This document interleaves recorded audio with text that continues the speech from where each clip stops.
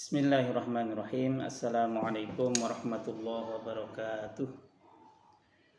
Pemirsa yang dirahmati Allah Subhanahu wa taala, dalam sebuah ayat surah Ali Imran ayat 14, Allah Subhanahu wa taala berfirman, "Zuyyina lin-nasi hubbus syahawati minan nisa'i wal banina wal qanatiril muqantarati minad dhahabi wal fiddah wal khailil musawwamati wal an'ami wal harth.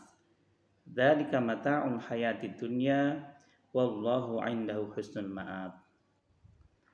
Yang artinya kurang lebih dijadikan indah pada pandangan manusia kecintaan kepada apa-apa yang diinginkan, yaitu wanita-wanita, anak-anak, harta yang banyak dari jenis emas, perak, kuda pilihan, binatang ternak, dan sawah ladang. Itulah kesenangan hidup di dunia dan di sisi Allah tempat kembali yang baik, yaitu surga.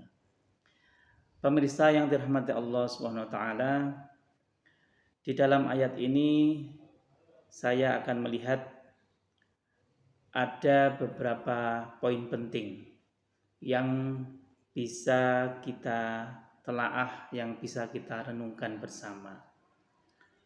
Yang pertama adalah inti dari surat Ali Imran ayat 14 ini dinyatakan bahwa manusia telah ditakdirkan di dunia ini untuk suka terhadap hal-hal yang bersifat duniawi.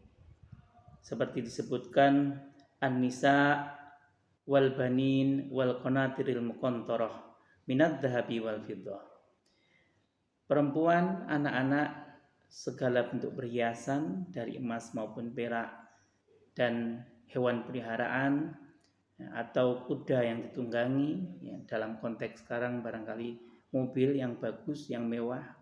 Nah, ini merupakan perhiasan dunia di mana manusia telah ditakdirkan untuk suka dan mencintai hal-hal yang bersifat duniawi ini.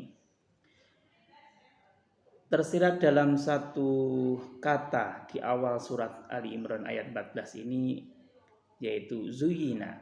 Nah, zuyyina ini menurut beberapa mufassir ada yang mengatakan bahwa Allah telah menakdirkan kepada manusia melalui perantara setan untuk kemudian setan punya peluang untuk menggoda manusia terhadap hal-hal yang bersifat duniawi tadi.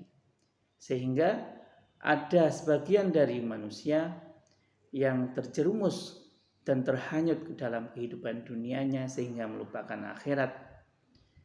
Tetapi ada sebagian yang tidak mampu setan menggodanya sehingga dia tidak terhanyut pada kehidupan dunia. Ada penafsiran yang lain bahwa zuyyina ini dimaknai sebagai satu ketetapan Allah terhadap orang-orang mukmin. Jadi orang-orang mukmin atau orang-orang yang beriman ini diberikan satu ketetapan bahwa dia sejauh mana memiliki keimanan yang kuat terhadap Allah dibandingkan dengan dunia dan seisinya ini. Sehingga ketetapan ini sudah ada di dalam diri manusia, sudah ada di dalam hati, yang kemudian pada perjalanannya kehidupan manusia di dunia ini, apakah ketika manusia itu diberikan anugerah rezeki yang luas sehingga menjadi kaya raya, ataukah mengalami kehidupan yang serba kekurangan. Nah, kemudian tolak ukurnya adalah keimanannya. Dalam situasi yang seperti saya sebutkan tadi, apakah kemudian manusia tetap memiliki keimanan yang kuat, ataukah manusia luntur keimanannya sehingga terjerumus ke dalam kehidupan dunianya. Pemirsa yang budiman yang dirahmati Allah Subhanahu wa taala, di akhir ayat ini disebutkan bahwa wallahu indahu husnul ma'ab. Nah, dan di sisi Allah lah tempat kembali yang baik, yaitu surga. Artinya bahwa Allah di sini memberikan petunjuk bahwa seberapapun kita cinta terhadap keduniaan, cinta kita terhadap anak-anak kita, harta benda yang kita miliki, istri kita, dan lain sebagainya, tidak sebanding dengan apa yang akan diberikan Allah nantinya ketika kita telah kembali padanya, yaitu di akhirat kelak.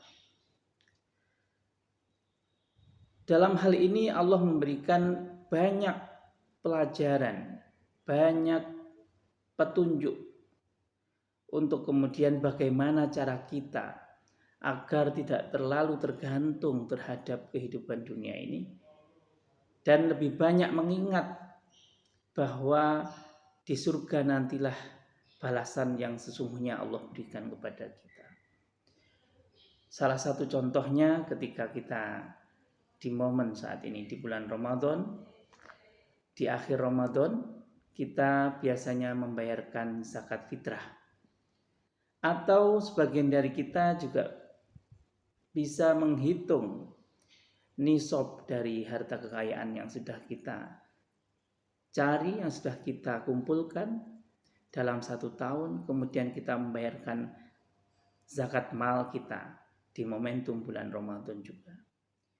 Artinya zakat ini sebagai salah satu penyeimbang, sebagai salah satu perintah yang Allah tetapkan kepada umat mukmin agar kita ingat bahwa sebagian dari harta yang kita miliki ini adalah hak orang-orang yang tidak mampu.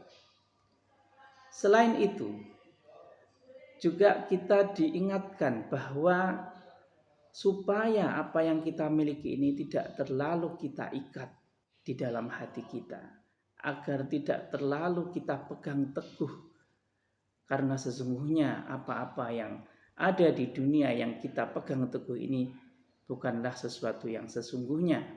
Ini adalah sesuatu yang semu saja. Harta benda yang kita miliki adalah sesuatu yang semu, karena sifat dari harta benda itu sudah terpatri di dalam hati kita, yang itu ditetapkan Allah dengan kata-kata zuyina tadi. Andai kata Allah menghapus zuyina linnasi hubbus syahwati minan nisa'i wal banina, artinya kita tidak diberikan rasa cinta kita terhadap apa-apa yang ada di dunia ini, harta benda dunia kita, maka ya kita tidak ingat, kita tidak akan punya keinginan untuk memiliki harta dunia. Tetapi karena Allah menakdirkan hal itu, maka ini menjadi ujian bagi umat Islam, khususnya orang-orang mukmin. Maka zakat ini sebagai salah satu wasilah, sebagai salah satu praktek yang bisa kita lakukan di setiap tahun, agar kita selalu ingat pada momentum kita membayarkan zakat itu bahwa dunia bukan segala-galanya. Ada masa di mana kita harus meninggalkan dunia, dan ada masa di mana kita harus mensyukuri nikmat dunia dengan cara membagikan sebagian dari apa yang kita miliki kepada orang-orang yang membutuhkan. Semoga di momentum Ramadan ini kita dapat melaksanakan seluruh rangkaian ibadah kita dengan baik, dapat mengambil hikmah dan pembelajaran yang baik dari apa-apa yang kita lakukan, baik dalam bentuk ibadah mahdhah maupun ibadah ghairu mahdhah di bulan Ramadan ini.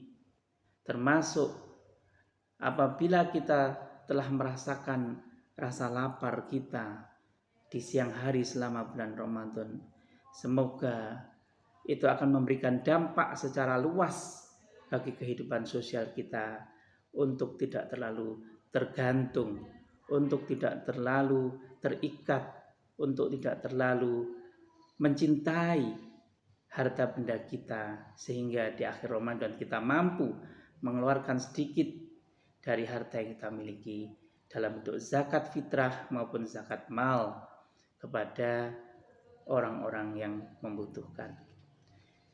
Demikian yang dapat saya sampaikan, dan kurang lebihnya mohon maaf. Akhirul kalam, wallahu muwaffiq ila aqwamit thoriq. Assalamualaikum warahmatullahi wabarakatuh.